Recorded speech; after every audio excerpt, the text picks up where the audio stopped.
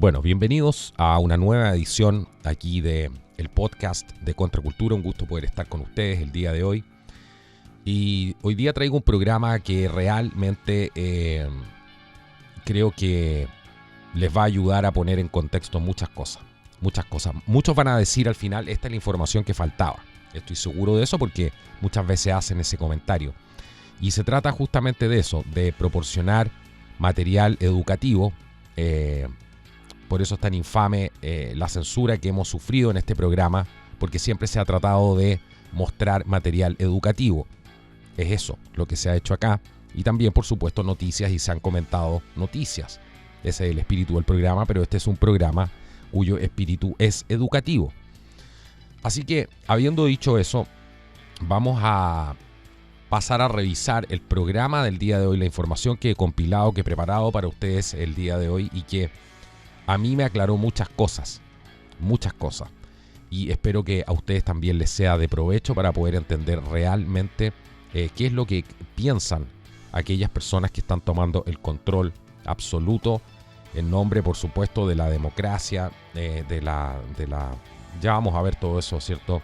De la representación de las personas, cómo están haciendo todas estas reformas graduales, ¿cierto? En nuestros sistemas democráticos, vamos a decir, entre comillas, en vez de hacerlas a través de un proceso revolucionario abierto con el uso de las armas. Así que vamos a hablar hoy día de ese radicalismo que existe dentro de grupos como, por ejemplo, la Sociedad Fabiana. Este tema es absolutamente clave, poder entenderlo. Y a mí me ha aclarado muchas cosas. Y también debo decir que me ha traído una ventana de claridad. Y eso es lo que quiero transmitir en este programa. Así que nos vamos a sumergir en esta historia, en la historia de la Sociedad Fabiana, cómo esta Sociedad Fabiana está moldeando de muchas maneras lo que está sucediendo en el mundo el día de hoy. Así que bueno, antes de pasar a sumergirnos en la extraordinaria historia que les traigo hoy día, quiero agradecer especialmente, porque hace tiempo decía, cuando grabe otro programa voy a agradecer a Infoguerras y también a Universo Paralelo, que tienen sus canales en YouTube y siempre están compartiendo la información que se da aquí en el programa. Así que muchísimas gracias por estar siempre compartiendo y estar siempre presente ahí. No podía comenzar hoy día, dije hoy día, me acuerdo. Y saludar también a nuestros auspiciadores, especialmente a Under Lucky Stars, que te permite tener un mapa de estrellas, tal como lo escuchas. Imagínate tener colgado en tu casa un mapa con la constelación y las estrellas, por ejemplo, que había el día que conociste a tu pareja, el día que nació tu hijo, el día que formaste un negocio, el mismo día que formaste, en mi caso, Contracultura. Imagínate tener enmarcado esas estrellas en un formato extraordinario, con un papel de altísima calidad y una impresión impresionante. Bueno, todo eso lo puedes hacer a través del link que te voy a dejar en la descripción de este video, de Under Lucky Stars, /Contracultura TV, es el link nuestro, lo voy a dejar en la descripción de este video y puedes entrar ahí, puedes elegir una fecha, un lugar, una hora y ya está, vas a tener tu mapa de estrellas ahí, free shipping a todo el mundo. ¿Qué les parece? Todo eso gracias al esfuerzo que está haciendo Under Lucky Stars para tenernos aquí, y además vas a tener un descuento especial simplemente por el hecho de hacerlo. Así que ganas por todas partes, apoyas al canal y también vas a obtener un regalo espectacular. Imagínate sorprender a tu pareja con algo como eso. Es realmente impresionante. O a tu hijo, poner en la pieza de tu hijo este mapa espectacular con una alta calidad de impresión y tenerlo colgado ahí. Bueno, todo eso y mucho más. Ese es el tipo de auspiciadores que tenemos nosotros. Y también saludar a nuestros amigos de Trascender, que son una organización sociocultural y realizan eventos, charlas, exposiciones. Tienen una rama de lanzamiento donde lanzan libros, una editorial, que están trabajando con libros muy, muy interesantes. Algunos de los autores lo hemos presentado aquí en el programa. Y también tiene la división de venta de libros que ustedes pueden encontrar hoy día, que no, además no es fácil encontrar este tipo de libros, pero los puedes encontrar en chemalibrería.cl. Entra ahora y ve el catálogo que tiene chemalibrería.cl y vas a poder profundizar en muchas más cosas que aparecen también aquí en el programa. Bueno, bienvenidos a este programa. Estamos aquí en Contracultura, en este programa especial para hablar de la Sociedad Fabiana, que es una organización socialista británica, y su propósito es promover los principios de la socialdemocracia, como dicen ellos, o lo que ellos llaman el socialismo democrático. ¿Se imaginan un socialismo democrático? ¿Cómo puede ser esto del socialismo democrático? Si el socialismo va expropiándote todos los espacios a la vida, ¿cierto? Al ser humano. ¿Cómo es esta contradicción? Y ya vamos a hablar también de eso, esta contradicción que siempre ha estado presente, ¿cierto? Bueno, ellos dicen que hacen esto. ¿Cómo llegan a promover estos principios de la socialdemocracia? Bueno, a través de un esfuerzo gradual, o sea, lo que se denomina este famoso progresismo, ¿cierto? Que de ir a través de un esfuerzo gradual, pasito a pasito, estas reformas en las democracias, y todo esto en lugar de llegar al poder por vía de las armas, ¿cierto? En lugar de un derrocamiento revolucionario, como siempre lo han tratado de hacer en todas las partes donde han llegado al poder. Incluso en Chile, a pesar de que Allende, por ejemplo, llegó al poder de manera democrática, algunos lo cuestionan porque había un tema ahí con las elecciones, pero ya, pongamos que llegó de manera democrática al poder. Bueno, aún así pretendían consolidarse en el poder a través de las armas, ¿cierto? Y derrocar al Estado a través de un derrocamiento revolucionario. Ese siempre fue el fin. Así que esto es clarísimo. Bueno, la sociedad fabiana también estuvo históricamente relacionada además con el radicalismo, que es una tradición liberal de la izquierda, y una de las organizaciones fundadoras de la sociedad fabiana o la Fabian Society fue el Comité de Representación Laboral en el año 1900, y tuvo una influencia importante también en la creación de la Sociedad Fabiana, el Partido Laborista, que surgió además de él. La Sociedad Fabiana además ha tenido una poderosa influencia en la política británica, y los miembros de la Sociedad Fabiana han incluido líderes políticos de otros países como, bueno, son muchos los que están, hablan por ejemplo de Jawaharlal Nehru, que adoptó además estos principios fabianos como parte de sus propias ideologías políticas, y fundó además la London School of Economics en el año 1895. Todo esto lo ha hecho la Sociedad Fabiana y funciona hoy día como escuchen bien, como un grupo de expertos. Es una de las 20 sociedades socialistas afiliadas al Partido Laborista también, y existen sociedades similares en varias partes del mundo, como por ejemplo Australia, Canadá, Nueva Zelanda y Sicilia. Bueno, esto es información pública, por supuesto, aparece en Wikipedia, así que eso es algo por confirmar. Aún ustedes saben cómo funciona esto, pero lo que me interesa es que entiendan que se fundó oficialmente el 4 de enero de 1884, o sea, hace 139 años. Ellos dicen que su objetivo, y esto está en su sitio web también, es promover una mayor igualdad de poder, riqueza y oportunidades, el valor de la acción colectiva además y el servicio público. Ellos dicen que promueven una sociedad, una democracia responsable, tolerante, activa, ciudadanía, libertad, derechos humanos, desarrollo sostenible y cooperación internacional multilateral. Bueno, una de las cosas importantes es el logo, ¿cierto? El logo de la Sociedad Fabiana en un principio era una tortuga. Bueno, esta tortuga llevaba impreso el mensaje abajo, ¿cierto? When I strike hard. O sea, cuando pego, cuando ataco, cuando pego, pego fuerte. Y salía ahí tal cual. Después hay otro logo que también tiene que ver con, por supuesto, el escudo de armas, que es un lobo con piel de oveja, tal cual. Eso aparece en el escudo. Para que se hagan una idea de cómo muestran las verdaderas intenciones.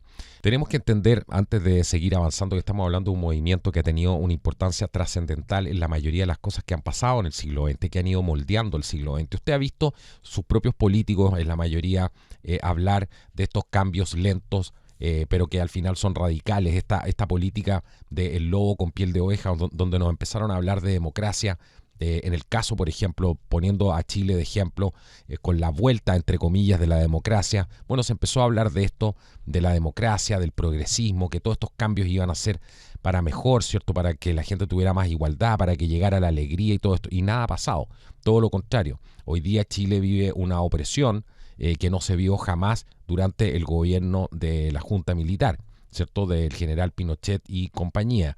Eso era un gobierno autoritario con un fuerte, cuyo componente principal era el resguardo de las libertades. Y, por supuesto, se hizo énfasis en que las personas que iban a violar las libertades individuales del resto, ya sea la propiedad privada, ya sea quedarse con el poder, elegir la lucha armada y todo este tipo de cosas, se encontraron con un gran escollo al momento de poder realizar estas acciones. Pero estaba todo puesto en la libertad individual, ¿cierto? Y por eso se desarrolló también el modelo económico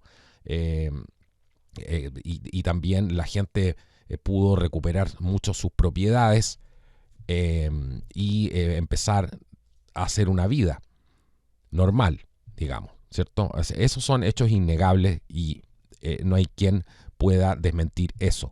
Y los que tienen la opinión contraria, bueno, hay gente que lo pasó mal, pero porque andaban metidos justamente en ese grupo que quería apropiarse de las libertades y apropiarse de lo ajeno. Y tenían una agenda internacionalista para implantar dentro del país. Así que las cosas hay que decirlas como son. Bueno, en las primeras décadas del siglo XX, los fabianos fueron los mayores defensores, además de la eugenesia, ¿cierto? Los principales fabianos y fundadores, por ejemplo, de todo este tema fueron Sidney, Beatrice Webb, también Sidney y Beatrice Webb. Ellos decían lo siguiente: lo que nosotros como eugenistas es la palabra en realidad, tenemos que hacer, decían ellos, es desechar, entre comillas, la antigua ley de pobres con su alivio indiscriminado de los indigentes como tales y reemplazarla por una política inteligente de alterar tanto el entorno social para desalentar o impedir la multiplicación, escuche bien usted, la multiplicación de aquellos irrevocablemente por debajo del mínimo nacional de aptitud. Desalentar o impedir la multiplicación. En la década, por ejemplo, de 1930, el señor Archibald Church presentó un proyecto de ley para la esterilización, además eugenésica, todo esto para poder evitar, según él, que aquellos que son en todos los sentidos una carga para sus padres, una miseria para ellos mismos y, en mi opinión, una amenaza para la vida social de la comunidad, se reproduzcan. Imagínense, bueno, el señor Archibald Church era fabiano, además. Esto es lo que pensaban. Si quieren ir un poco más allá, bueno, lean la tesis de Salvador Allende. Aquí todo calza. Y puede hacer una investigación usted un poquito más allá de en qué realmente creía el señor Allende. Y los grupos de poder, por supuesto, que estaban detrás de él. Hay fabianos destacados, como por ejemplo el señor H.G. Wells, que lo hemos mencionado aquí, el señor Bernard Shaw, los Webbs también, que les nombré recién, y todos ellos abrieron el camino para en la combinación, ¿cierto?, de las ideologías progresistas, entre comillas, del socialismo y la eugenesia.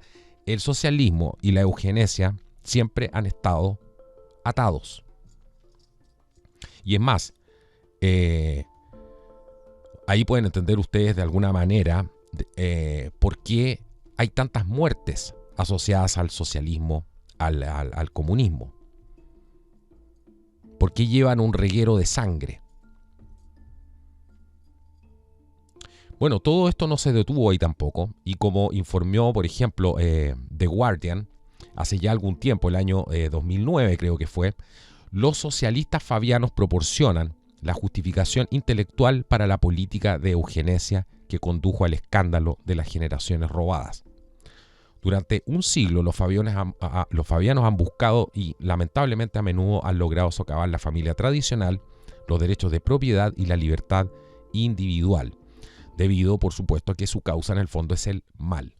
Pero es este lobo transformado en piel de oveja. es esta tortuga que avanza lentamente, pero que cuando pega, pega fuerte, tal como dice su primer logo. Así que no piensen ni por un segundo que esto no es serio. Ahora se dará cuenta por qué estamos hablando de esto. Y por qué les dije desde un principio que iba usted a empezar a entender de qué se trataba y que esto iba a ser una de las piezas del puzzle. ¿Qué faltaban? Bueno, ¿qué es lo que defendían estos fabianos en un principio? Los principios, por ejemplo, de la justicia social, que en aquel entonces coincidieron, ¿cierto?, con el espíritu de la época de las reformas liberales. Todo esto fue a principios del siglo XX, pero ahí estaba incluida también la eugenesia, como uno de los panfletos que defendían, uno de los principios, que defendían. Algunas de las causas que han apoyado y que se jactan, por supuesto, de hacerlo, que pueden parecer muy nobles, pero hay que siempre entender hacia qué es lo que pretenden hacer con estas reformas graduales, ¿cierto? Y aquí no estamos condenando en ningún caso esto, pero viéndolo con cierta distancia y tratando de entender las cosas en su justa medida. Ellos presionaron para la introducción, por ejemplo, de un salario mínimo. Esto ya fue en el año 1906, también para la creación de un sistema de salud universal, por supuesto, donde el Estado controlara todo esto en el año 1911 ya, y también a la abolición de los títulos nobiliarios hereditarios en 1917, defendieron la emancipación de la mujer, entre otras cosas. Pero vamos a profundizar un poco más para ver hasta dónde llega todo este asunto y sumergirnos, como les prometí en este programa el día de hoy, para entender los grandes peligros que hay para nuestras repúblicas actualmente. Y hay una frase muy buena del crítico social francés Frédéric Bastiat, que estuvo entre nosotros entre 1801 y 1850, y él dijo una vez: lo peor que le puede pasar a una buena causa no es que la ataquen hábilmente, sino que la defiendan con torpeza. Bueno, durante gran parte de la historia de nuestras repúblicas, nuestros intelectuales y quienes además digieren estas ideas para el consumo del público en general, han hecho un mal trabajo en la defensa de los fundamentos básicos de nuestra libertad. De eso no hay ninguna duda, como lo dice el artículo extraordinario de Russell Baylock. Dice él que han hecho este mal trabajo en la defensa de los fundamentos de nuestra libertad. Dice también que hasta los años 60 se daba por hecho que la propiedad privada, por ejemplo, los principios morales absolutos, también, por supuesto la libre empresa eran absolutamente deseables. Pero mientras estas cosas se basaban en una conclusión inevitable, pocos estaban adecuadamente preparados para poder defender estas ideas contra el asalto intelectual liberal moderno. Estos intelectuales como Richard Beaver, el señor Bradford, John East y Russell Kirk tenían además un conocimiento íntimo de la libertad humana y no tenían acceso a los medios de comunicación populares en aquel entonces ni a la mayoría de los planes de estudios universitarios, pero sí estos intelectuales como Richard Beaver y otros tenían este conocimiento íntimo de la libertad humana. Bueno, la izquierda, ¿qué es lo que ha visto en todo esto? Una gran debilidad para poder explotar principalmente atacando estas instituciones en las universidades, en los colegios, sabiendo que iban a captar la atención de nuestra juventud durante sus años de formación. Y los padres ciegamente han confiado en que estas instituciones van a inculcar ideas básicas de libertad en los hijos, cuando en realidad han sido traicionados por estas instituciones de aprendizaje y le están enseñando todo lo contrario. Pero hay dos eventos claves que hay que entender para poder seguir avanzando y que permiten a la izquierda inculcar serias dudas en la mente de nuestra juventud con respecto a esos fundamentos. Hay dos que son claves: el movimiento de los derechos civiles y también la guerra de Vietnam. Ambos eventos, como dice el señor Kirk, se expresaron en términos que no corrigían los males sociales o los errores percibidos en el juicio de nuestros líderes, sino que estaban diseñados para atacar todo el tejido de nuestra organización social, especialmente nuestros fundamentos morales, nuestro sistema económico y el gobierno de ley que estaba basada en la ley natural. Como veremos, esto no comenzó en los años 60, sino que de hecho comenzó más de 2 siglos antes, como estamos hablando hace un rato atrás, cuando les describía de qué se trataba esta sociedad fabiana. Muy pronto y más adelante van a entender de dónde vienen todos estos personajes que tenemos ahora, ¿cierto? El señor Klaus Schwab, el señor Gates, el señor ¿cómo se llama? Justin Trudeau, Ricardo Lagos Escobar, etcétera. Todo lo que ustedes quieran van a poder empezar a entender qué realmente creen estas personas, ¿cierto? Bueno, fue Nicolas Bonneville en 1789 quien reconoció por primera vez el inmenso poder de la imprenta cuando dijo: el olor de la tinta de la impresora es el incienso de la organización revolucionaria moderna.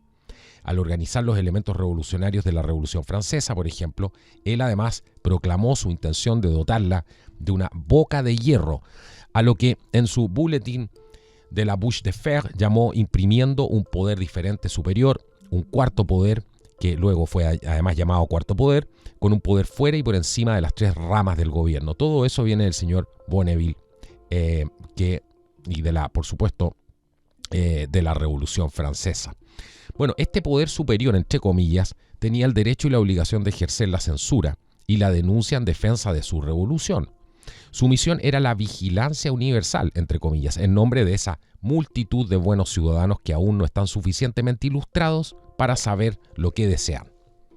Esto, por supuesto, suena bastante familiar para aquellos de nosotros que no estamos intelectualmente estuporizados por los vapores del socialismo, nos dice el señor Kirk. Eric Vogelin, por ejemplo, se ha referido a esta visión del mundo como gnosticismo, es decir, la visión de que unos pocos elegidos a sí mismos poseen una riqueza de conocimientos arcanos que les permite no solo gobernar la sociedad, sino también diseñarla en sus detalles más íntimos. ¿Entienden ahora la frasecita del señor Schwab cuando decía nosotros podemos, dice, no solamente we can shape the future, decía the future, podemos darle forma al futuro, ¿cierto? Diseñarla en sus detalles más íntimos. Bueno, uno de los primeros pioneros comunistas, Théophile Thor, bueno, se defendió en su juicio de 1840 diciendo: gracias a la imprenta y a la prensa, tenemos hoy medios de propaganda intelectual que los antiguos no imaginaron.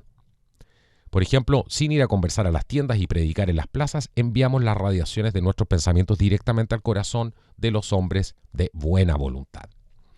Bueno, desde el comienzo temprano, y esto es clave entenderlo, cada revolución, no importa en qué lugar haya sido, pero esto es lo que la masa ignora normalmente, ¿cierto? Desde el comienzo temprano de cada revolución, estas han dependido de la disimulación generalizada de información a las masas en forma de verdades, entre comillas, administradas, cuidadosamente elaboradas además.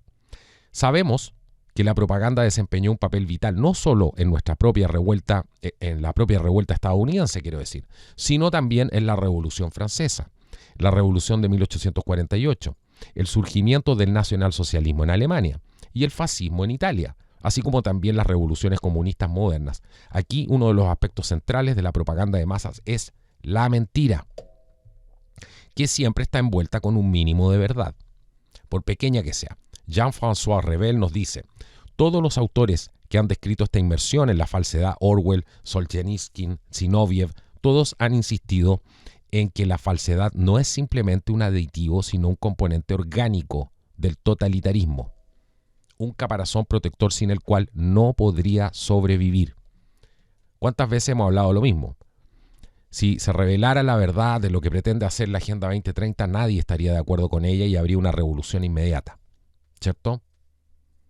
Pero es la política del lobo con piel de ovejas. La mentira siempre está envuelta con un mínimo de verdad, por pequeña que sea. Vimos los análisis también que hacía Douglas Pollock sobre el tema del cambio climático, ¿cierto? Decía, hay cosas que son reales, pero de ahí parten, usan esas premisas, ¿cierto? Pero para llegar a otro lado. Así que sin este caparazón protector, que es la falsedad, no podría nada de esto sobrevivir.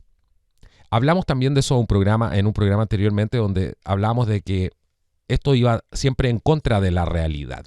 Ahora, a modo de ejemplo, podemos ver aquí el caso de Reagan, por ejemplo, que es importante ponerlo en este contexto porque el autor además lo hace y dice que hay una evidencia abrumadora de todo lo que fue la política de reducción de impuestos, de recortes de impuestos y de restricción monetaria también de Reagan, que en aquel entonces controlaron la inflación y crearon un renacimiento económico. Fueron prácticamente los años dorados de Estados Unidos, la época de Reagan, los autos. Acuérdense solamente el tamaño de los autos, la dimensión de lo que era ser americano en aquella época. Bueno, y todo esto, la prensa y los medios de comunicación insistían que no podían hacer este tipo de recortes de política de restricción monetaria y recortes de impuestos porque se iba a caer en una depresión brutal.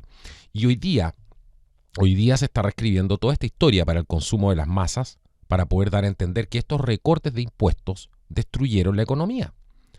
Increíblemente, la mayoría de la gente ahora cree en esta propaganda deliberada a pesar de haber vivido la mayor bendición y expansión económica en tiempos de paz en la historia de Estados Unidos. Lo mismo ha pasado con el tema de podemos ver otros ejemplos de esta propaganda dirigida, ¿cierto? Que el tema de las AFP, que lo hemos tocado en otros programas, que no es una defensa de la AFP para los que piensan así de esta manera tan sesgada, no van a entender mi punto. No se trata de que haya una propaganda deliberada para pasar todo a control estatal. Entonces, obviamente, cualquiera que se interponga va a, por supuesto, ser un objetivo. La idea es destruir cualquier opción que tenga la gente, independiente de los pecados que hayan cometido estas compañías, que no tienen nada, ¿cierto? No tienen nada de limpio tampoco. Pero las cosas hay que verlas en su justa medida. Así que todo esto es propaganda deliberada. En el área, por ejemplo, de la medicina, a pesar de toda la abrumadora evidencia de que la medicina colectivista soviética fue un fracaso rotundo, además resultó en una aniquilación masiva que fue impuesta por el Estado, y los medios occidentales exaltaron incesantemente las virtudes de la medicina soviética. En Latinoamérica pasó con la medicina cubana, ¿cierto? Y están exigiendo ahora, y también en Estados Unidos a través del Obamacare en su tiempo, que ahora todos tengan un sistema de salud, ¿cierto? Un sistema de salud colectivista, un sistema colectivista de salud y que la gente no pueda elegir. Lo mismo pasa en Chile. Entonces, a propósito de la destrucción de las ISAPRES, que tampoco son santos de mi devoción, pero tenemos que tratar de ver cuál es el objetivo final y no quedarnos pegados en esas menudencias que nos van a despistar. Bueno, los liberales de izquierda saben que las pocas personas que se van a tomar el tiempo para buscar la verdad, entre ellas, ¿cierto?, los auditores, grandes auditores de este programa, la mayoría de ellos están demasiado ocupados con su trabajo diario, necesitan videos de 3 minutos y muchos no tienen ni la capacidad ni el deseo de comprender los complejos temas involucrados en todo esto. ¿Cómo no? Para que la libertad sobreviva, debe ser defendida con trabajo y esfuerzo diario. Tenemos la tendencia en este país, dice el autor, refiriéndose a Estados Unidos, a dejar que otros se ocupen de estos asuntos. Yo no tengo tiempo. Yo no tengo tiempo para profundizar, para ver lo que realmente está pasando. Necesito entender todo de manera condensada. Y eso es lo que promueve además el algoritmo y los algoritmos.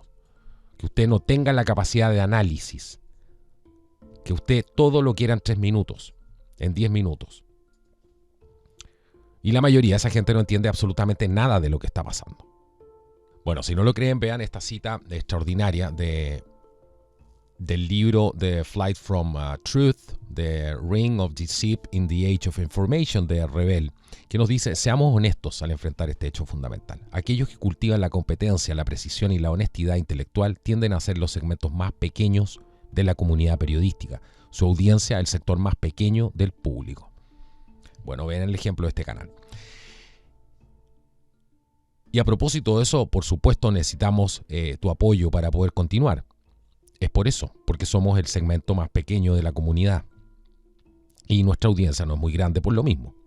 Así que el tema de su libro, en el que una democracia no puede sobrevivir sin un acceso general a la información veraz, que es un tema clave, no se puede sobrevivir como democracia sin acceso a la información veraz, si no, no es una democracia.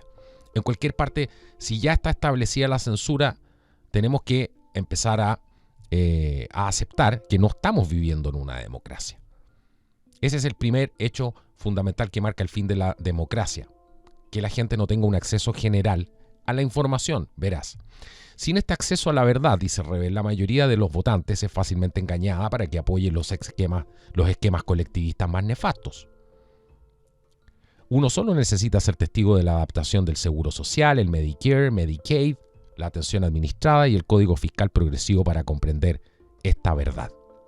Bueno, aquí existe una psicología que es muy interesante de poder analizar de qué se trata, que es el ingenioso disimulo de la verdad administrada, lo que se llama verdad administrada. Lo que escuchamos y vemos de los medios durante el curso de nuestras vidas se mezcla con nuestra conciencia de manera sutil. Todo esto de modo que finalmente llegamos a creer que estas ideas e impresiones se originaron en nosotros, algo que se ha denominado la conclusión inevitable. Por ejemplo, cuando decimos que Estados Unidos tiene el mejor sistema de atención médica del mundo, los izquierdistas replican, pero todos saben que tenemos la tasa de mortalidad infantil más alta de cualquier nación industrializada. Bueno, refutar este hecho, vamos a decir, entre comillas, este hecho, lo convierte a uno en un obvio idiota y tonto. Esta presión social evita que la mayoría cuestione las verdades aceptadas.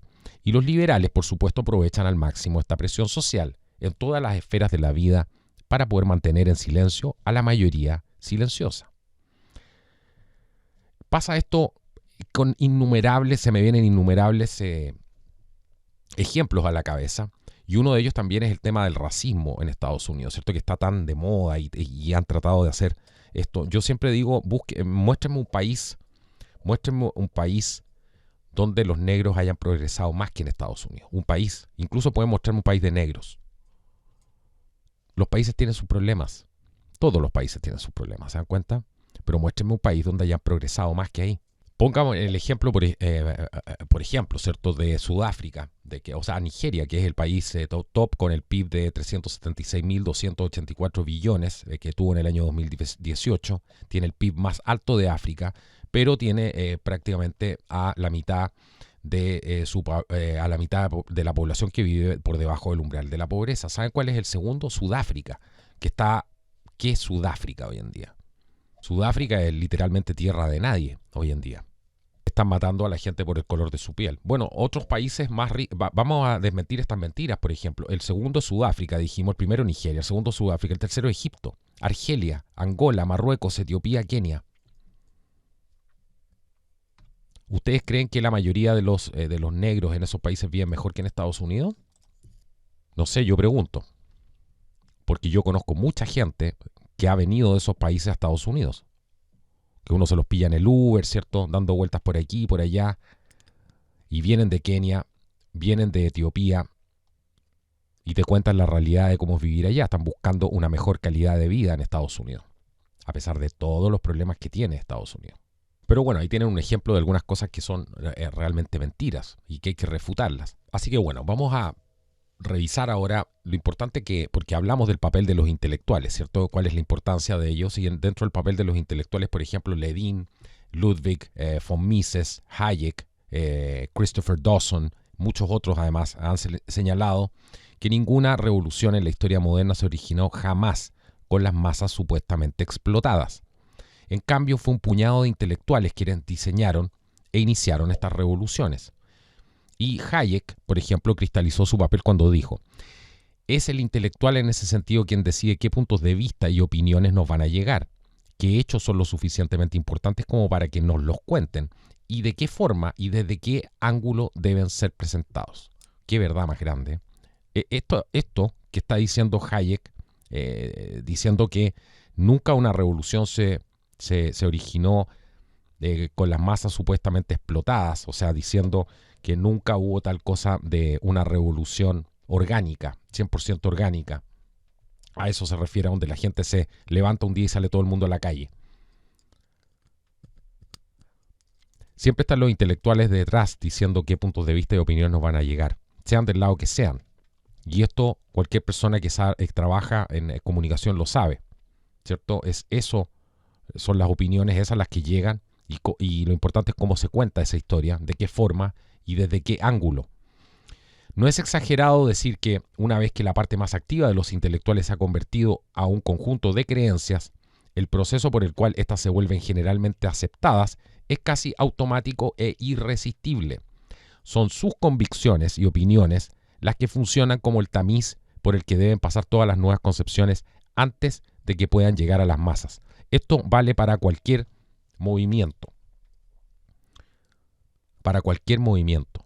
Y es por eso que este movimiento particularmente, el que está por la verdad, por la verdadera justicia, por la real protección del medio ambiente, por el derecho natural, por la libertad individual, etcétera, y tantas cosas más, es el que se está volviendo aceptado y se está volviendo automático e irresistible. Lo mismo pasado con el progresismo, pero sigamos avanzando. Todo esto lo podemos ver en el funcionamiento no solo en lo que se refiere a los medios de comunicación. Aquí también lo podemos ver en la adopción de la política social y en este proceso de toma de decisiones judiciales. Es el experto, escuchen bien, es el experto, entre comillas, autodesignado o el experto elegido por la élite gobernante a quien remitimos en tales casos, a pesar de la evidencia a menudo abrumadora de los errores de su pensamiento. Pero el impacto de su pronunciamiento y las opiniones puede significar la diferencia entre la libertad y la esclavitud y entre la vida y la muerte. Fueron los socialistas fabianos en Inglaterra quienes demostraron que sin una revolución violenta un puñado de élites culturales podía transformar un país de una sociedad libre a una colectivista. El colectivismo es una visión del mundo que cree que las élites seleccionadas o los miembros ungidos de la sociedad poseen un conocimiento superior y deberían ser los elegidos para diseñar la sociedad de acuerdo con los esquemas de planificación central. Aquí el ciudadano común, bajo tal sistema, se imaginará usted, se convierte en un mero engranaje en la rueda del Estado. Los puntos de vista, los planes personales y los deseos de la persona común deben estar absolutamente subordinados a los grandes diseñadores del Estado, como nos dice el señor Russell Baylock en este artículo que se llama La verdad administrada, el gran peligro para nuestra república. Una tarde de 1883, el año de la muerte de Marx, por lo demás, 9 jóvenes intelectuales británicos se reunieron y fundaron la Sociedad Fabiana de Londres, con la idea de transformar el mundo a través de una especie de propaganda que denominaron educación, entre comillas. En un corto periodo de tiempo, alcanzaron su objetivo en Inglaterra y la llevaron al borde del colapso económico, destruyendo un sistema de libertad individual que había evolucionado además durante siglos. Con cada fracaso del plan colectivista surgieron nuevos y más opresivos controles sobre el pueblo. A los ojos de los planificadores, el problema es que la gente no está siendo obediente, y esto se debe al interés propio y a la incapacidad de visualizar la utopía última, que es la meta de los planificadores colectivistas. ¿Les suena todo esto? Yo creo que usted lo siente esto, no solamente le suena. A los ojos de los planificadores es lo que repite el gobierno todo el día. Los gobiernos todo el día repiten esto. A los ojos de los planificadores, el problema es que la gente no está siendo obediente, y esto se debe al interés propio y a la incapacidad de visualizar la utopía última, que es la meta de los planificadores colectivistas. Solo los ungidos visionarios de la élite pueden conceptualizar hacia dónde nos están llevando a todos. En su opinión, somos como niños obligados a tomar una medicina amarga. Solo más tarde, cuando estemos bien, entre comillas, apreciaremos lo que se nos impuso. O sea, usted escucha los discursos del Foro Económico Mundial, de Justin Trudeau, del que sea hoy en día prácticamente que está en el poder, de Xi Jinping, el que sea, Joe Biden, Gabriel Boric, el señor Fernández, el señor Petro, ¿para qué hablar de AMLO? O sea, es todo exactamente lo mismo. Fidel Castro, la misma onda, ¿cierto? Bueno, sigamos avanzando porque queda mucho más y esto se pone cada vez más interesante. ¿Cómo pudo? Esta es la pregunta que se hace el señor Russell Baylock. Dice, ¿cómo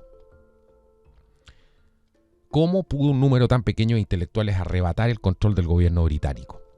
Se hizo a través de un sistema de gradualismo que implicó atraer y utilizar a profesores universitarios, dramaturgos, escritores, dignatarios sociales y políticos, actores, ¿cierto?, que compartían estas visiones.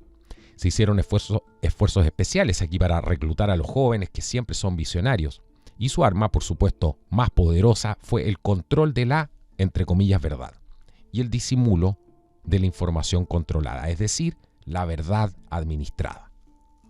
Por ejemplo, utilizando dinero de las fundaciones libres de impuestos de Estados Unidos, pudieron formar una de las escuelas económicas más prestigiosas del mundo, la London School of Economics, que atrajo a luminarias como John Maynard Keynes en 1883, que vivió entre 1883 y 1946, Joseph Kennedy Jr. y John F. Kennedy.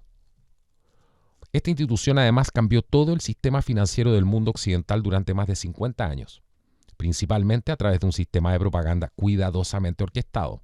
Se han producido resultados similares, además, en áreas de la historia revisionista, del lenguaje, la sociología y la formación de políticas sociales. Bueno, en el año 1895,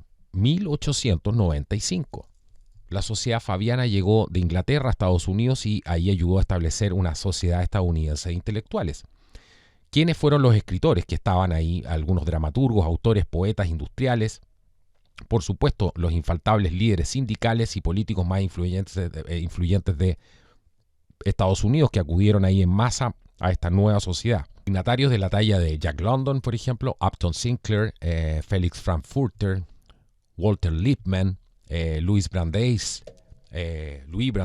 fueron miembros además y fieles seguidores de esta idea colectivista. Bueno, aquí la mayoría fueron bastante abiertos en sus escritos en cuanto a su dedicación al colectivismo. La nueva sociedad en 1905, por ejemplo, cambió su nombre por el de Sociedad Socialista Intercolegial. Ya en 1921, debido a la impopularidad del nombre socialista, una vez más cambiaron su nombre por el de la Liga para la Democracia Industrial. ¿Qué les parece? No, sí, es que tienen del año que uno les pida. Obviamente todo esto lo hacen, es un rebranding. ¿Para qué? Para engañarlo a usted, para engañar a la masa. Ya sea en 1921, 1905 o en el año 2022. Bueno, el primer número de su revista oficial de American Fabian, impresa por supuesto por la sociedad en ciernes en febrero de 1895, describió sus objetivos en Estados Unidos. Escuche bien, en la parte superior de su lista estaba efectuar una serie de cambios básicos en la Constitución misma, que harán posible la introducción del socialismo de Estado, paso a paso en los Estados Unidos. En la misma edición, observaron que Inglaterra permite fácilmente cambios para que Inglaterra pueda moverse hacia el socialismo, casi imperceptiblemente, pero nuestra Constitución, siendo en gran parte individualista, debe cambiarse para admitir el socialismo y cada cambio requiere una crisis política. Y cada cambio requiere una crisis política para admitir el socialismo. Todos hablan lo mismo. Este es el mismo lenguaje que aparece en los textos de la ONU. La crisis real o fabricada es siempre el motor de los ataques revolucionarios a las estructuras políticas tradicionales. Este párrafo que les acabo de mostrar, que habla de el primer número, escuche usted bien, el primer número de la revista de American Fabian describe en este párrafo lo mismo que está pasando, por ejemplo, hoy día en Chile con la Constitución. El cambio de Constitución. La Constitución es individualista. La actual. Olvídese si es de Pinochet, si es de quien era otra época. Los constitucionalistas, aquellos hombres que escribieron, esa Constitución se basaron en los principios que primaban en aquel entonces, que eran las libertades. Las libertades, ¿usted va a cambiar eso por esto? Porque no nos podemos mover fácilmente hacia el socialismo, porque nuestra Constitución, según ellos, es individualista y que tiene que cambiarse para admitir el socialismo. Y que cada cambio requiere una crisis política. O sea, más claro que en este párrafo, imposible. Año febrero de 1895. Hay que hacer un breve repaso, además, en la historia estadounidense, nos dice este sagaz autor, nuestro héroe, donde desde el momento en que se imprimieron estas palabras, se va a dar aquí, por supuesto, fe de la brillantez de este plan. El colectivismo ha logrado grandes avances como resultado de una serie de crisis artificiales y reales. La Primera Guerra Mundial, la caída de la Bolsa de Valores de 1929, la subsiguiente, por supuesto, Gran Depresión en la época de 1930, la Segunda Guerra Mundial, etc. Hoy, como por ejemplo se nos habla de una crisis persistente en la prestación de atención médica, que actúa como un impulso político para el establecimiento de la cobertura universal de atención médica, en efecto, un Plan Nacional Socialista de Atención Médica. ¿Se da cuenta por qué van en contra de las ISAPRES sin defender, ¿cierto?, a los mercaderes de la salud? Pero hay un objetivo mayor que a lo mejor usted está perdiendo de vista, que no tenga la capacidad de elegir.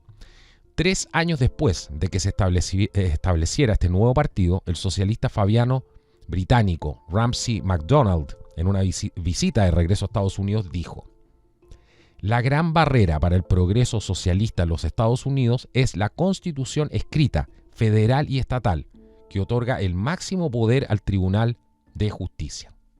Como veremos, se ha presentado mucha atención en la corrección de ese problema, nos dice el autor, por supuesto, ¿cierto?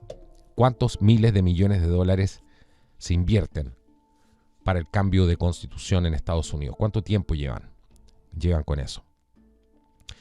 Bueno, Felix Frankfurter estuvo con nosotros entre 1882 y 1965 y abogó por el concepto de activismo judicial antes de su ascenso a la Corte Suprema. Entre 1932 y 1962 estuvo ahí. Esta idea transformó, por supuesto, el propósito previsto de la Corte de la interpretación de la ley a la creación de nuevas leyes a través de la interpretación izquierdista. Este, por supuesto, fue uno de los primeros objetivos de los fabianos: acabar con la separación de poderes. El activismo judicial otorga a los tribunales el poder judicial tradicional, así como un nuevo poder para legislar, siempre separado del votante. Y este nuevo poder judicial no pasó desapercibido en ningún caso.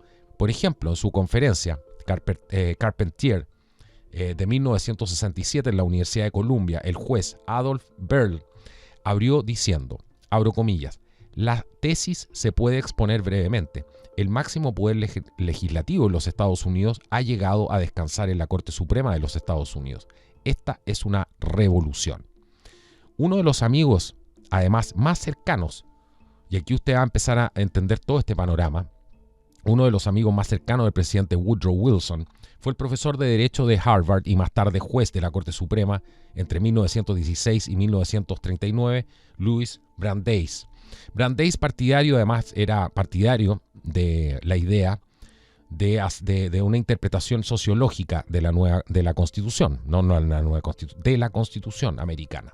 Él además fue el juez que curiosamente resolvió el mayor dilema de los fabianos: cómo financiar sus nuevos y masivos programas sociales colectivistas.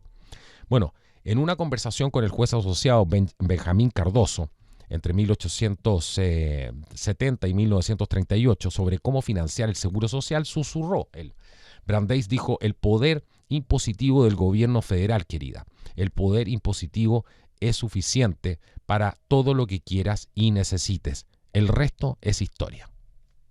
¿Qué les parece?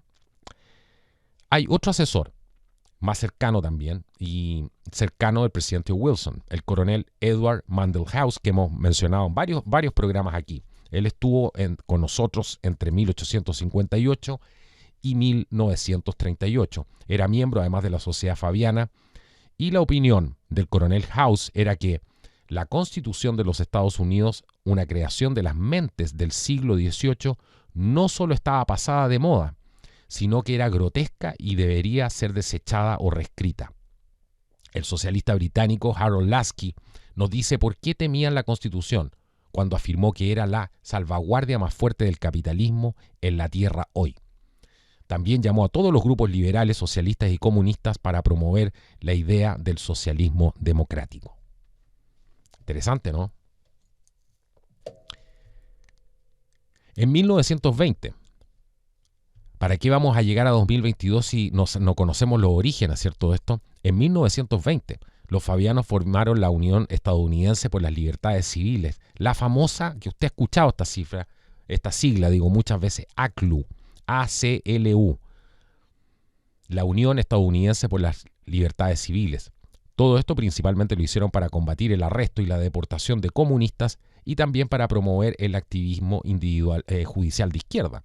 Aquí Hubieron varios fundadores, por supuesto, pero entre ellos estuvo el juez de la Corte Suprema y socialista fabiano, el señor Felix Frankfurter. Hay mucha historia aquí sobre la temprana dominación de miembros comunistas de toda esta junta del ACLU.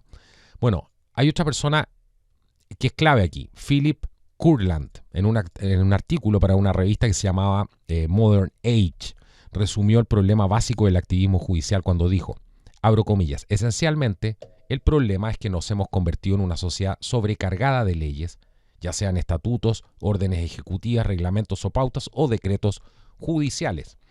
Se ha observado que hoy en día la mayoría de las leyes no son hechas aquí por la legislatura, sino por las burocracias. Cientos de miles de páginas de leyes son escritas todos los días por un ejército de burócratas irresponsables que en esencia están destruyendo nuestra libertad. Bueno, pero sigamos porque queda un mundo de información acá, un mundo, y vamos a poder entender cómo llegamos hasta aquí. Bueno, aquí la educación siempre ha sido fundamental, ya lo dijimos. En 1888 los fabianos formaron lo que ellos denominaron los clubes nacionalistas, y tal como usted lo escuchó, clubes nacionalistas, cuyo propósito era educar, entre comillas, a las masas en el pensamiento socialista a través de conferencias, libros y otras publicaciones. En 1890 había 158 clubes de este tipo en todo Estados Unidos. Pero hay mucho más porque estos clubes no solamente eran apoyados por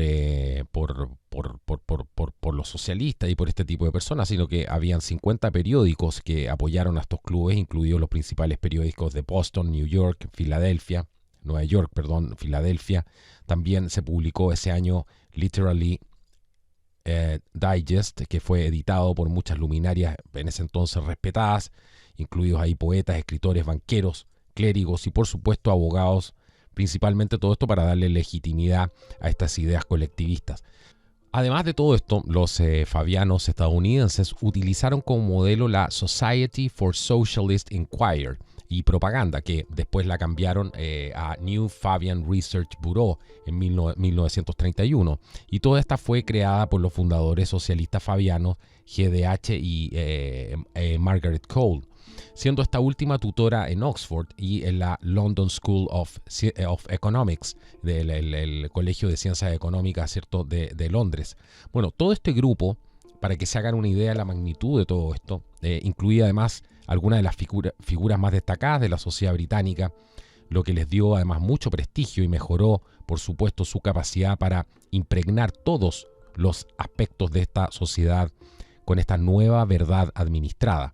Esta organización inundó literalmente a la sociedad británica con una multitud de publicaciones sobre prácticamente todos los temas socialistas bajo el sol.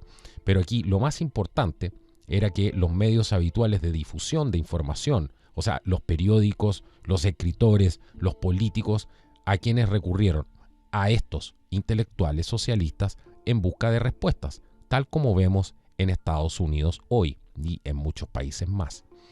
Así que, solo para hacernos una idea real, aquí los fabianos desempeñaron un papel importante en la organización de los principales sindicatos, además de docentes. Aquí estuvo incluida, por ejemplo, la Asociación Nacional de Educación, la ANEA, la Federación Estadounidense también de Docentes, también estaba la Asociación Estadounidense de Profesores Universitarios. Curiosamente fue uno de los fabianos más apasionados, fue uno de los fabianos más apasionados, Jack London, que este fantástico novelista, porque era un extraordinario novelista, entre 1876 y 1916, quien inició la idea de realizar giras de conferencias entre los numerosos campus universitarios, con el propósito específico, decía él, de promover las ideas socialistas fabianas. Por ejemplo, también estaba aquí en esta camada el filósofo Sidney Hook, que cuenta cómo fueron los escritos de Jack London los que los trajeron a él al socialismo. Bueno, Sidney Hook fue uno de los primeros discípulos del socialismo. Él vio, dice, la importancia de la democracia en la promoción del socialismo cuando escribió, abro comillas, la tarea del socialista en tal situación es trabajar para introducir las condiciones bajo las cuales la democracia puede desarrollarse y llevar a cabo una intensa actividad educativa. Actividad, por supuesto, en nombre del socialismo, escribió Hook. En 1993, la Liga 1933, perdón. En 1933, la Liga de Estudiantes para la Democracia Industrial se fusionó abiertamente con muchos grupos procomunistas para formar en aquella época la Unión de Estudiantes Estadounidenses, que fueron los primeros, que siguiendo los primeros días estaba profundamente ya infiltrada por los comunistas. Sidney Hook, en su importante autobiografía Out of Step, afirma que su imagen de la influencia comunista tan fuerte que equivalía al dominio de áreas clave de la vida cultural estadounidense en la literatura, el arte y el cine puede parecer increíble para aquellos que no estuvieron involucrados en ese momento, pero la evidencia, aunque a menudo ignorada hoy, está disponible y es abrumadora. Bueno, aquí los socialistas fabianos también recibieron un tremendo impulso de las fundaciones exentas de impuestos. Durante el curso de las audiencias, por ejemplo, sobre las fundaciones exentas de impuestos ante el comité Carroll B. Reese, él examinó los registros de la Fundación Ford, la Fundación Rockefeller, la Fundación Carnegie, así como muchas otras fundaciones interconectadas, y descubrieron que estas multinacionales, estas fundaciones, digamos, de miles de millones de dólares, estaban dirigiendo enormes cantidades de dinero e influencia para poder cambiar la educación estadounidense para que los estudiantes aceptaran un nuevo mundo dominado por las ideas socialistas fabianas. ¿Qué les parece? Ahí tienen el nexo que todos buscan. ¿Qué hacía la Fundación Ford, la Fundación Rockefeller, la Fundación Carnegie? Financiando el socialismo. Si se supone, ¿cierto? Se supone que eran los mayores representantes del capitalismo. La gente que no entiende esto no entiende absolutamente nada. Bueno, este comité además descubrió que las fundaciones habían además creado una máquina de propaganda extremadamente poderosa que producía grandes cantidades de material para distribuir en las instituciones educativas, financiaba libros de textos para ser usados en las escuelas, creaba clubes políticos y establecía cátedras en las universidades para capacitar y adoctrinar a maestros, todo esto con un sesgo izquierdista, por supuesto.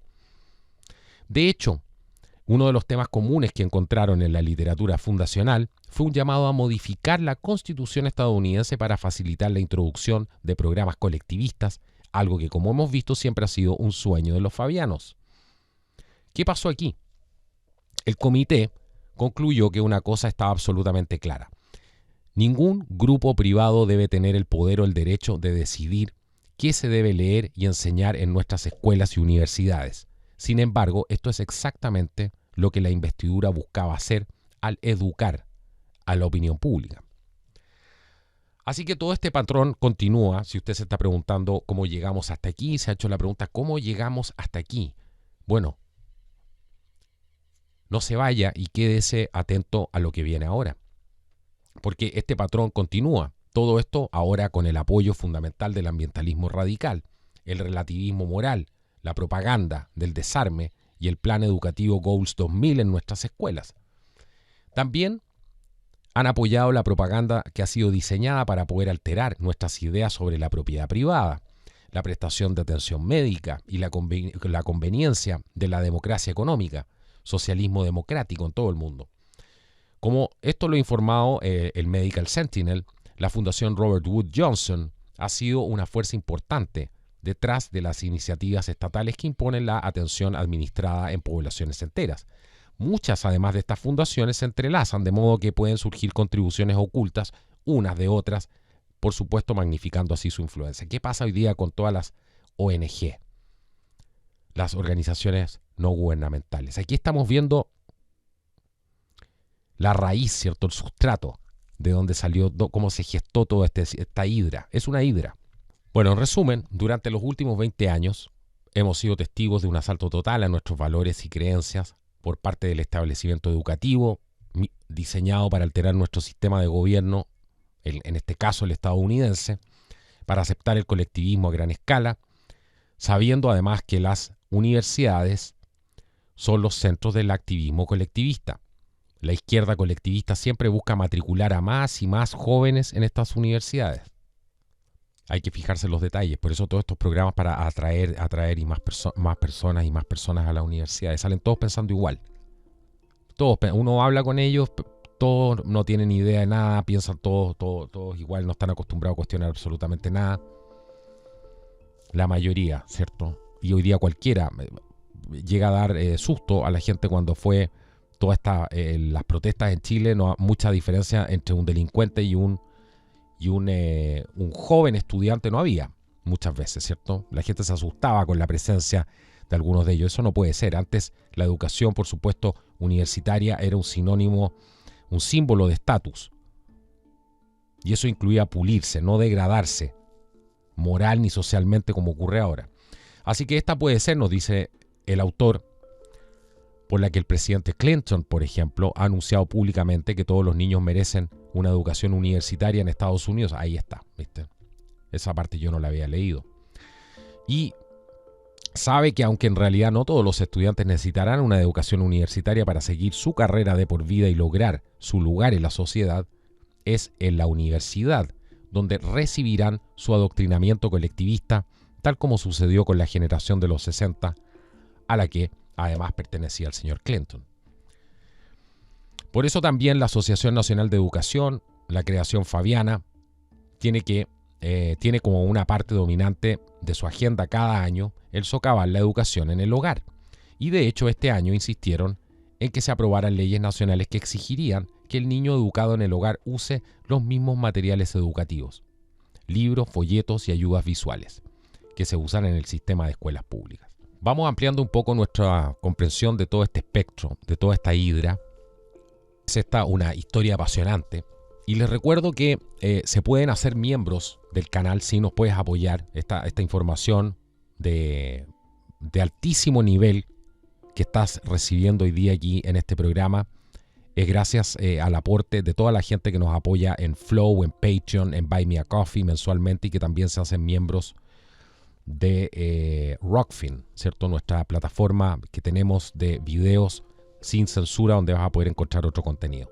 Así que te puedes hacer miembro de Contracultura para seguir apoyando estos contenidos, esta investigación desde 3.500 pesos mensuales o $5 mensuales. Así de simple. ¿Cómo hacerlo? Bueno, los enlaces, como siempre, antes de dejarnos el like, antes de irte nos dejas un like. Asegúrate de compartir esta información para que, por supuesto, llegue a más personas. Todo el mundo tiene su momento y la racionalidad siempre es bienvenida por lo demás.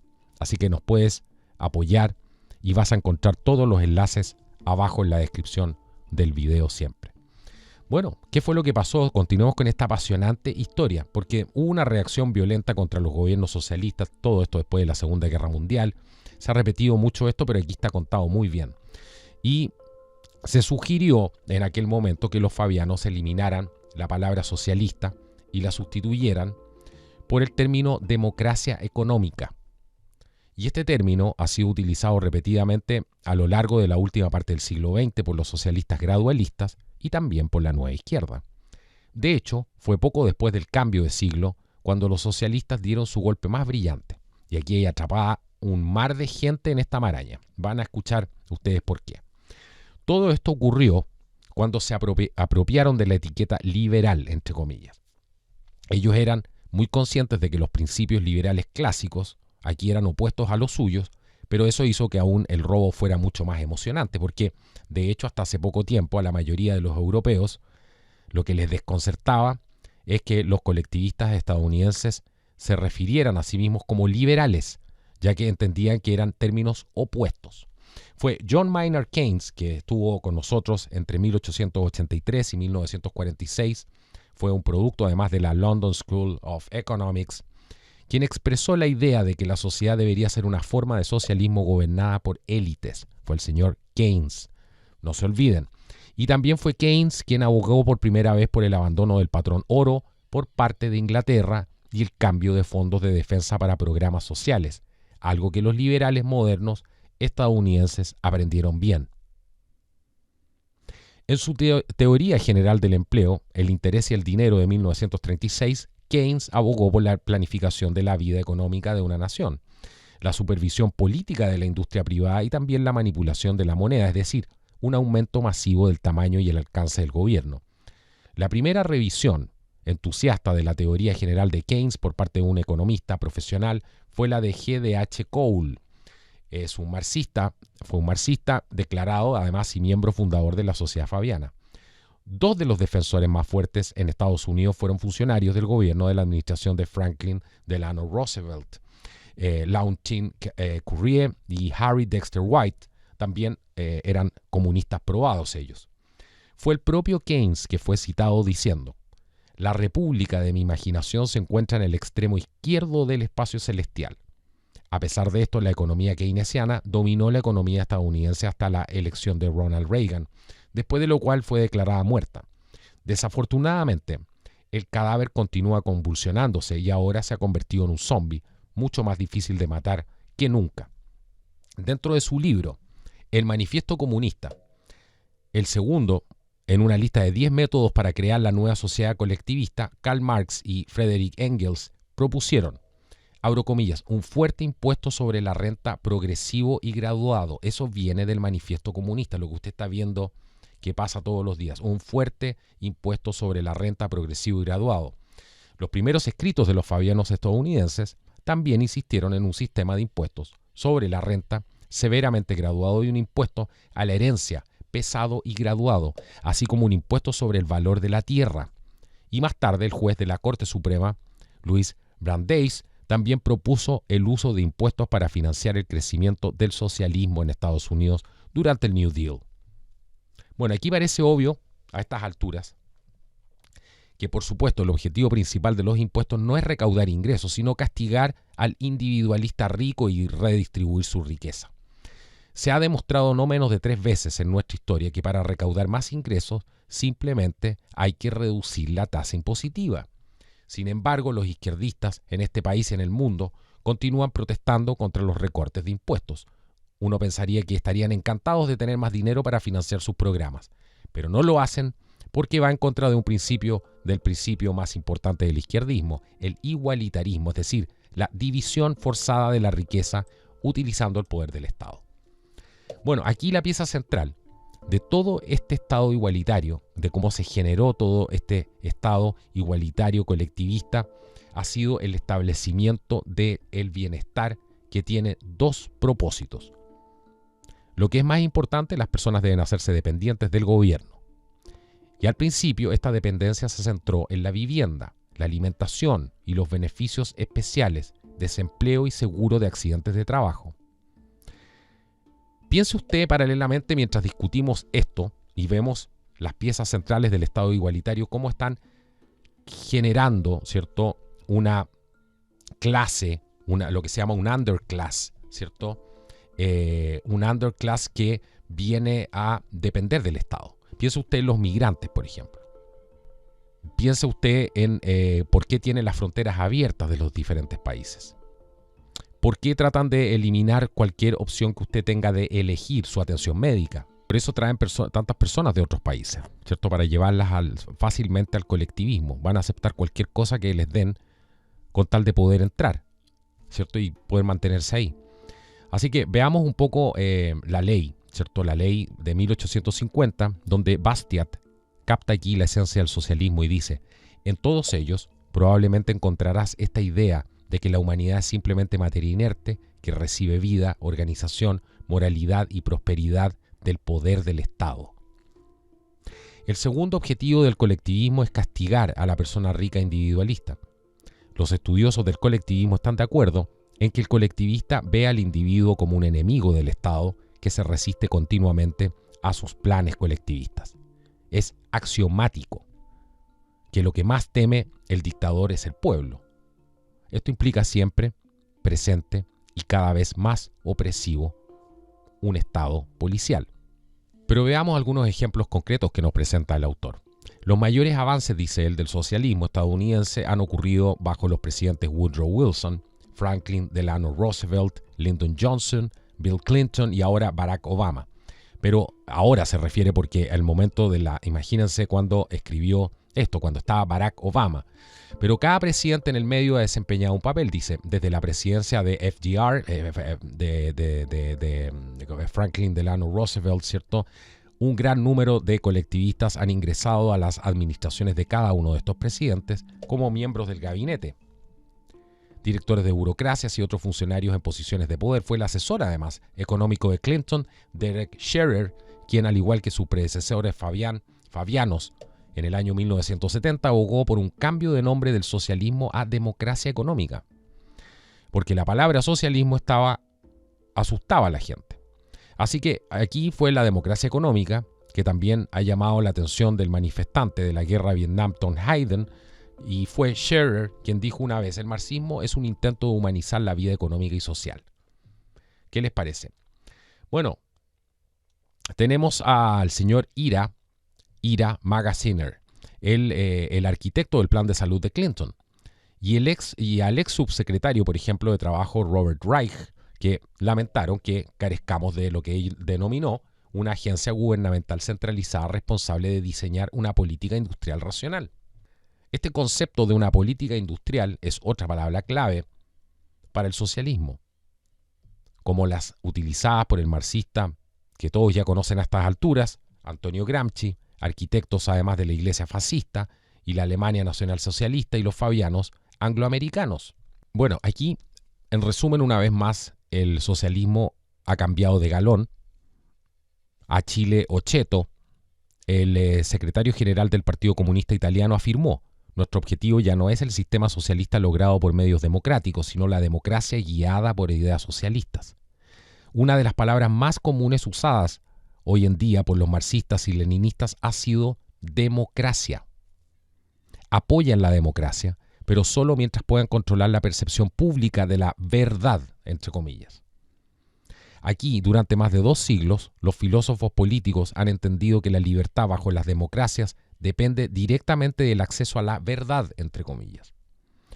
Cuando los colectivistas controlan lo que constituye esta verdad, entre comillas, la democracia les permite aumentar progresivamente el poder del Estado hasta hacerlo todopoderoso e irresistible.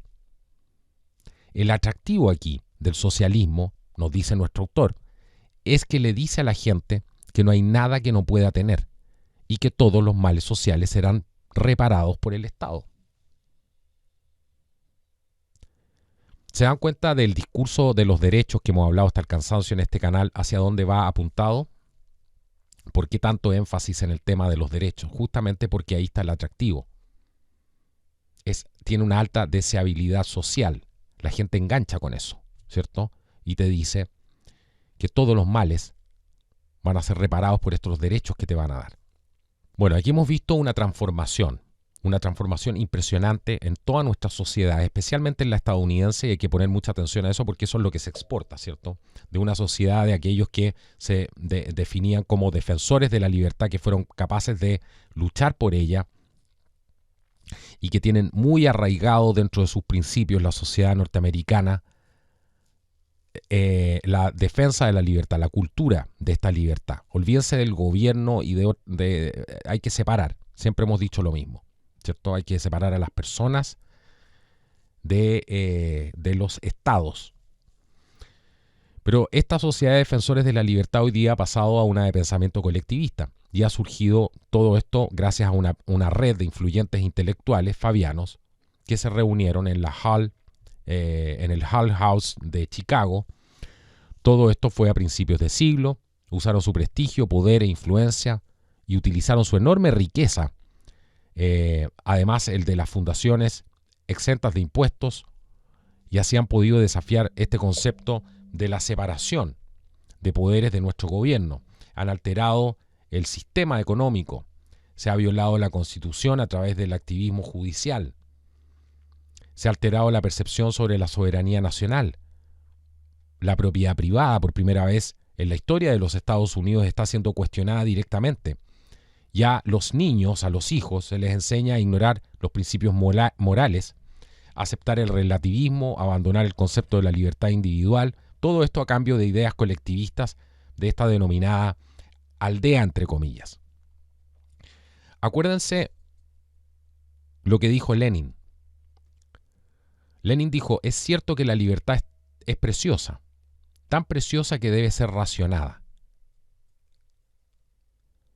El racionamiento de la libertad ha tomado muchas formas. La libertad económica, por ejemplo, está controlada por el estado de bienestar para algunos, la seguridad social, la atención médica federal por otros.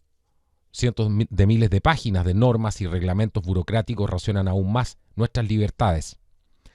Y si finalmente se instituye un sistema nacional de salud, la eliminación de nuestras libertades estará casi completa. Mire lo que está haciendo las Naciones Unidas ahora con su famoso tratado de no sé qué, que quieren coartar la libertad completa de los individuos con eso. Es un control total. Así que nuestro héroe, nuestro autor dice, estamos siendo testigos de la regimentación total de personas bajo un sistema de control estatal absoluto que incluye prácticamente todos los aspectos de nuestras vidas. El credo colectivo, dice von Mises. Escuchen esto porque es muy interesante. En su libro Teoría e Historia, Ludwig von Mises afirma, el credo colectivo es por necesidad exclusivo y totalitario. Por supuesto, solo hay una manera de hacer que los propios juicios de valor sean supremos. Uno debe someter a golpes a todos los que disienten. El colectivismo es una doctrina de guerra, intolerancia y persecución. Nathaniel Wales señala además, la sociedad comunista necesita el tipo de sujeto que pueda aceptar la reglamentación y la autoridad sin cuestionarla. Los individualistas y por lo tanto los elementos intelectualmente superiores son un riesgo para la seguridad. Lo más sorprendente dice que esto también hoy día incluye las iglesias. La base sobre la que se construyó la civilización occidental fue la religión y por lo tanto ha sido uno de los principales objetivos de la izquierda liberal moderna. No es porque esté pasada de moda los principios, ¿cierto? Independiente que ahí podemos entrar en unas discrepancias totales, porque ese tema de la religión ustedes saben cómo es. Pero yo quiero hablar del contexto, ¿cierto? La civilización occidental sí está basada en la religión, en principios morales que son claros, incluso más allá de la religión. En una comunión con el Creador, ¿cierto? Olvídense por un segundo de las religiones, pero en una comunión con el Creador, en un sentido de la belleza, en una exaltación de la belleza, de lo sofisticado a través del tributo, ¿cierto? El arte.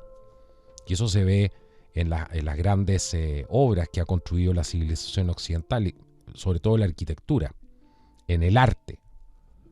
Todo eso se ha ido perdiendo, se ha ido degradando. Así que ha sido uno de los principales objetivos de esta izquierda liberal moderna. Y los colectivistas no solamente están buscando destruir las creencias judeocristianas, sino que también están alterando agresivamente la iglesia desde adentro para que también se convierta en una voz del colectivismo igualitario, es decir, el nuevo orden mundial. Quienes leemos historia repetimos incesantemente: no se puede entender los hechos contemporáneos sin conocer el pasado. Demasiados asumen ingenuamente que todos estos programas sociales surgen de una mente de reformadores honestos en lugar de la verdad que fueron formulados en la mente de intelectuales dedicados a la colectivización del mundo. El proceso por el cual convencen a las masas para que acepten la autoesclavitud es manejando la verdad. Entonces, en esencia, en nuestra ingenuidad y aquiescencia a sus verdades manipuladas y al estar cegados a la verdad real, estamos construyendo la horca de nuestra propia civilización. Este texto que les acabo de leer no está publicado en cualquier parte, está publicado en la librería, en la Biblioteca Nacional de Medicina, en el NIH, en el Centro Nacional para Información Biotecnológica, ¿cierto?, del gobierno de los Estados Unidos, y es una biblioteca que proporciona acceso a literatura científica para que sea revisada, ¿cierto?, por otros. Por eso hay una gran cantidad de datos en ella. Todo esto está incluido además en una base de datos y que no implica en ningún caso la aprobación, dicen ellos, o el acuerdo con los contenidos por parte de el National Library of Medicine o los Institutos Nacionales de Salud o el NIH, el NLM. Les digo esto porque aquí es donde está publicado esto y adivinen cuándo fue publicado. Fue publicado el 13 de diciembre del año 2011. Si les decía eso de un principio, a lo mejor muchos no iban a ver el programa, pero esto cobra mucho más relevancia producto de lo que estamos viviendo hoy en día. Aquí no había pasado ni siquiera lo que todos ya saben, porque una manera, ¿cierto?, de controlar este proceso, como nos decía, es controlando la verdad. Entonces ahí tienen que utilizar la censura. Aquí no había pasado prácticamente nada. Nos estábamos aproximando, ¿cierto?, a este nuevo orden mundial. Hoy día prácticamente estamos inmersos en él. Nuestra ingenuidad a sus verdades manipuladas y al estar cegados a la verdad real, dice él, estamos construyendo la horca de nuestra propia civilización. Dígame si no tenía razón este análisis. Publicado en línea el 13 de diciembre del año 2011 por el señor Russell Baylock. Hace tiempo quería hacer un programa del socialismo fabiano, porque una manera de entender el Foro Económico Mundial, que es el mandante, ¿cierto?, de las Naciones Unidas a través de una serie de corporaciones que están atrás, es el mandante. No todo se centra en las Naciones Unidas. Es entender que toda esta gente esta es la ¿cierto?, la ideología que tienen estas personas. El socialismo fabiano. Se trata de ir haciendo cambios graduales, imperceptibles, para llegar finalmente al socialismo. La aplicación del socialismo es el comunismo. Finalmente coincidimos, da lo mismo el nombre que uno le ponga, ¿cierto? Porque cualquier ideología totalitaria de este tipo lleva a la restricción, a la eliminación de las libertades individuales. Llámese el Partido Comunista Chino, el tío Adolfo, quien sea. Por sus frutos los conoceréis, finalmente. Independiente de los matices, incluso positivos que algunos les encuentren a estas figuras. Pero ¿cuál es el resultado? Eso es lo que hay que fijarse. Y el resultado que tenemos hoy día de este socialismo fabiano es lo que dice Harari, por ejemplo, lo que dice Schwab, lo que repite, ¿cierto?, los acólitos del Foro Económico Mundial. Son filosofía del socialismo fabiano. La eugenesia, todos esos elementos están cubiertos.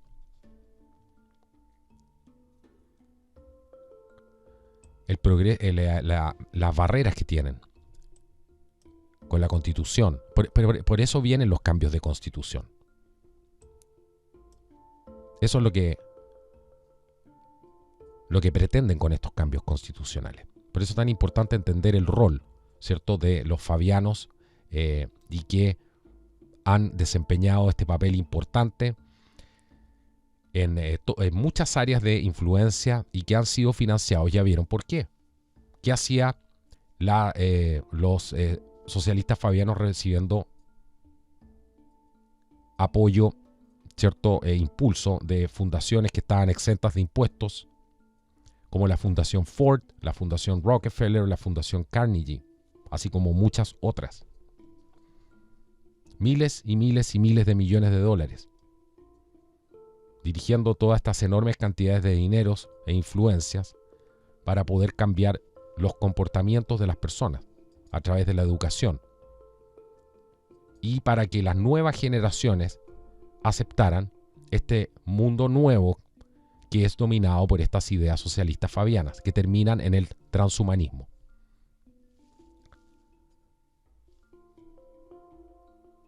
Bueno, este era un programa que estaba pendiente y espero que lo hayan disfrutado y que puedan compartir esta información que es prácticamente de estudio, como es costumbre en el canal. Recuerden apoyarnos, es importante tu apoyo recuerda, desde 3.500 pesos mensuales puedes hacerte miembro de Contracultura y así nos vas a apoyar a generar mucho más contenido. Cada minuto de grabación es gracias a la gente que nos ha apoyado este mes, en los meses anteriores, así que muchísimas gracias por todo. He estado con varios proyectos paralelos, así que les pido que me tengan un poco de paciencia, pero seguimos trabajando arduamente en esto y haciendo un esfuerzo por traerles a ustedes excelencia en información. No buscamos clics, no buscamos likes, no buscamos una gran cantidad de reproducciones. Sabemos perfectamente cuál es el rol que tiene este canal y eso es exactamente lo que estamos haciendo. Así que les agradezco a todos. Nos vemos en un próximo programa. Que Dios los bendiga. Esto ha sido el podcast de Contracultura. Hasta la próxima.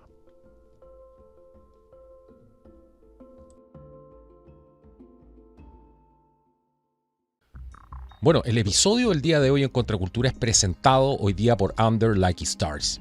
Ellos hacen mapas de estrellas. Ellos se dedican a mostrar la constelación única sobre un lugar y tiempo que es importante para ti, por ejemplo. Es una manera esto dulce y elegante de poder conmemorar aniversarios, bodas, cumpleaños, la fundación de algún negocio, alguna empresa, por ejemplo, el día en que te enamoraste, el día que conociste a tu pareja, etc. Todo esto lo convierte, por supuesto, en un gran regalo y algo completamente diferente. Ya se han enviado más de 400.000 de estos mapas a nivel mundial y cada uno captura de una manera única un momento especial bajo las estrellas. El doctor Tom Barclay tiene un doctorado en astrofísica y actualmente trabaja para la NASA como científico investigador en su misión TESS en busca de planetas similares a la Tierra que orbiten estrellas distantes. Y Tom ha auditado estos mapas de estrellas y ha verificado que sean precisos dado el lugar y la hora seleccionados. Así que además tienes la exactitud científica que estos mapas representan fielmente la posición de las estrellas. Así que, ¿cómo lo puedes hacer para obtener uno de estos mapas exclusivos de estrellas? Bueno, simplemente tienes que entrar en el sitio web con un enlace que te voy a dejar abajo en la descripción de este video. Es muy importante que utilices ese enlace porque es el enlace exclusivo de Contracultura y con ese enlace vas a tener además un 10% de descuento y además apoyas al canal. Así que una vez que entres al sitio vas a seleccionar una fecha, un lugar, escoger un diseño, un título y ya está. Si quieres sorprender a alguien con esto, te aseguro que lo vas a sorprender. Incluso te puedes hacer un regalo a ti mismo. Pero hay algo que me llama mucho la atención. Estos mapas sin enmarcar se envían gratuitamente a todo el mundo. El envío es gratuito, free shipping a todo el mundo. Así que, ¿qué esperas? Pide ahora tu mapa de estrellas con el enlace en la descripción de este video.